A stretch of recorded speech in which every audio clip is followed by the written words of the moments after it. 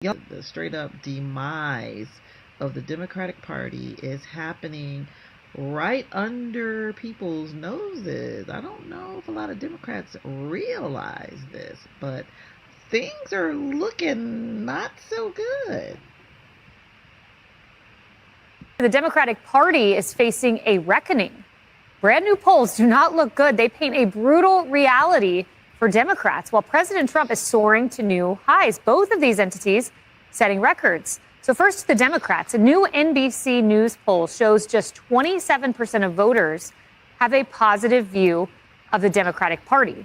That's the lowest positive rating in the last 35 years of NBC polling. Wow. And when you hop on over to CNN, they found that just 29% of voters see the party in a positive light. Now, that, too, is the lowest ever in CNN polling going back 30 years. Two historic lows for Democrats. Wow. President Trump, it's the opposite. He is surging. NBC found that Trump's job approval rating at 47%, plus his personable favorable rating at 46%, and also a 44% number of Americans who believe the country is on the right track combined to be three all-time, all-record highs for President Trump's political career in the history of NBC's polling. Kaylee, this is stunning. I mean, these are historic numbers by two different polling entities, by their own standards, painting two very different pictures of where voters are with the two parties. Yeah, really bad news for Democrats, but I'm sure if they put Jasmine Crockett on CNN a few more times, that'll take care of the problem. It's amazing to see as a Gen Zer how the Democratic Party has imploded, because Democrats were ascendant for much of my life. I grew up in the Obama years when Democrats enjoyed a 60% favorability rating, and then you compare it to this. In fact, that same poll found that just 7% of Americans have a very favorable view of Democrats right now. And I think it's because, Democrats dominated political culture, but they also dominated so much of the cultural institutions that really formed my childhood. They dominated Hollywood. They dominated the education system that I grew up in. And then all of that has started to crumble over the past several years because they got arrogant. They thought that they could continue to hollow out the working class and pass economic policies that only favored the upper 1%. And with immigration policies that replaced American workers with cheap migrant labor without facing any consequences. They thought that they could start to stifle speech online without facing any consequences. And they thought that they could continue to bribe voters into remaining party loyalists, including Gen Zers like myself, with vague plans of student loan debt forgiveness that they knew would never come to fruition. And we woke up. We realized what was happening. And this is what the Democrats are experiencing right now. And the problem is that they spent so long running with this controlled narrative that they have never figured out what they actually stand for or who they want to represent. So now they have no clear leader, no agenda, no message. They can't even decide which tactic of resistance is better, whether it's singing Kumbaya on the House floor or vandalizing Teslas.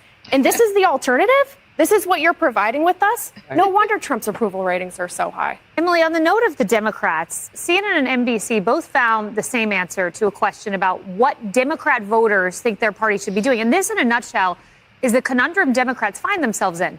Because I'm sure part of the party says we need to moderate. Look at what Gavin Newsom did with women's sports. But look at this.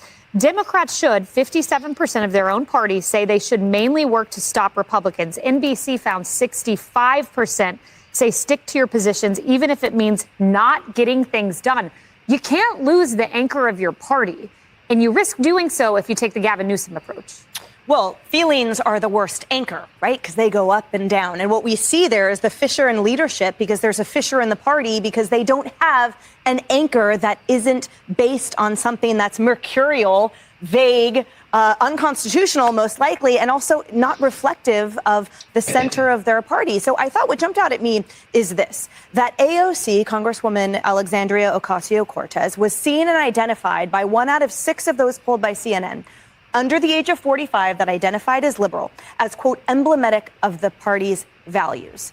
But not one Democratic leader polled in double digits and no one moderate for those same values, meaning that the Democrats don't have someone that is emblematic of the values because their values aren't solidified. They have no idea what their values are. Now you contrast that with a Republican Party, you contrast that with the GOP, and you can articulate with specificity what our tenets are. It's the right to privacy, the right to worship, the freedom of speech. It's constitutional values, and it's against the backdrop of a lean, efficient government. But to your point, when you introed this, we have AOC saying, how dare that they use the one bit of leverage to actually vote with the Trump points. But that, she says, Medicare and Social Security are all at risk, but they're not. So the whole point is that if entitlement programs, is that the hook that you want to hang your hat on? Well, those aren't at issue. The issue is the massive waste to the tune of millions of dollars per minute that this government is spending on behalf of those policies that actually mean nothing because they've been so thwarted this entire time. So for all of those in the Democrat Party, the whole point is they can't identify their values because they whimsically change with the hour of what trans or activists or whatever is pulling the fishhook to the left. Yep. And at the end of the day, if you can't articulate what you stand for, that's why you have no party and it's why you have no leader. Yep. Harris, and Emily mentioned AOC a few times. She's the only one who got in double-digit support for who's the leader of our party. And underneath, I'm interested in this. You see Kamala Harris, you see Bernie Sanders, you see Hakeem Jeffries. Those are not moderate figures there. Those are progressive. So the party's saying lean further to the left. Well, and they've been saying that for a while. It just didn't time out well for Bernie Sanders. He was ahead of the game here, if you will. But with AOC, yeah, she's in double digits. But I'm with Emily on this. It's still really low. It's not like she's at 50% or 40 or 30 or 20. She's at 10. And so what that says is those far left policies are not resonating enough, even for perhaps the most well-known or popular young person who's running right now. This is also a generational shift, I think, that we're going to see in 2028. And it might be part of the reason why, President Trump chose J.D. Vance. He is that next younger generation. I mean, he was very present in doing that and looking forward as well, maybe prophetic. But what's going on with AOC and Jasmine Crockett is more about a generational shift than it is about political policies. And why that matters? Well, sooner or later, they're going to be called on, well, what can you do for the American people that the Republicans haven't already done for 4 years? And so let's flip the switch.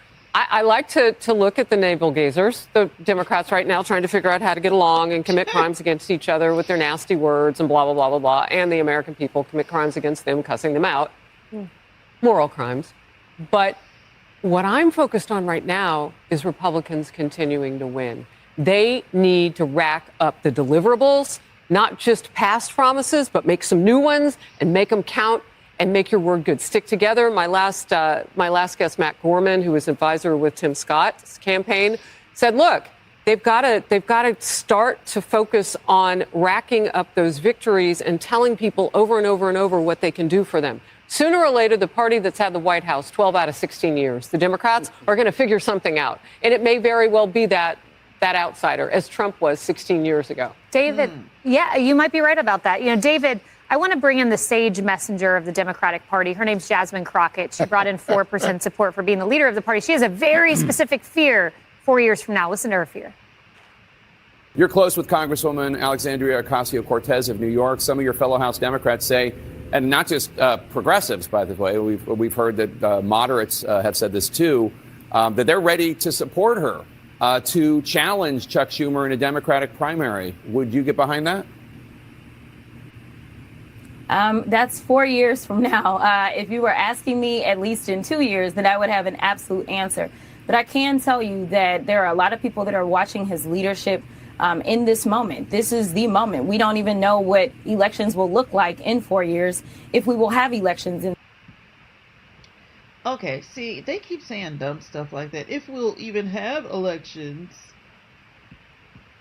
Who is falling for that? Oprah Winfrey said that at the Democrat National Convention, that basically she was trying to instill fear that there wouldn't continue to be elections. People even now are saying, Trump's not going to leave office, or he's going to run for a third term and all this. That's all ridiculous. As long as the Democratic Party keeps throwing stuff like that out there, you sound like you're crazy. People are going to get tired of being associated with y'all because y'all say stuff and you make yourself sound crazy. Did I miss something? Are we not having elections in 4 years? No, remember Oprah said if Trump gets elected, there will be no more elections. Yes.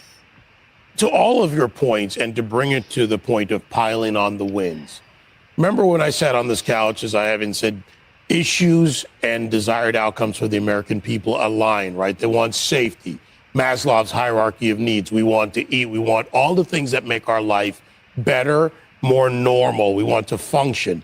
That's where Americans are. Where Jasmine Crockett or AOC or others are is because they lacked actual foundation in a value system, in a political value system, in policy.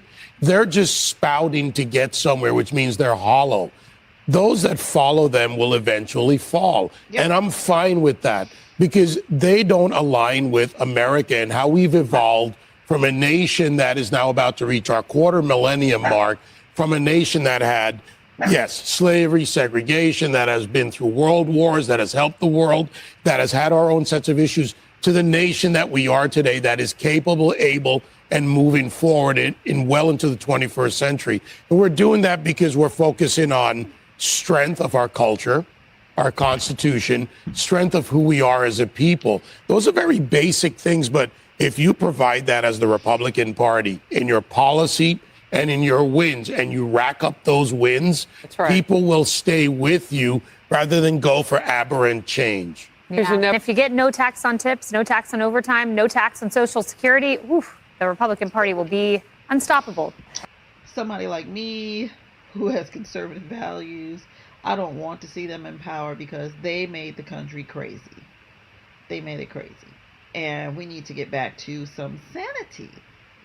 And I'm so glad we are headed that direction. But it's an uphill battle. We got to fight because they just continue with the nonsense and the uprisings and the upheavals and all of that. So anyway, y'all, that's all I have on. If you enjoy this content, please do me a solid of hitting that like button for the algorithm. Leave your comments down below. Subscribe. And definitely hit that bell notification so that you will be notified each and every time I drop another video. Thanks so much, and I'll see you all next time. Bye.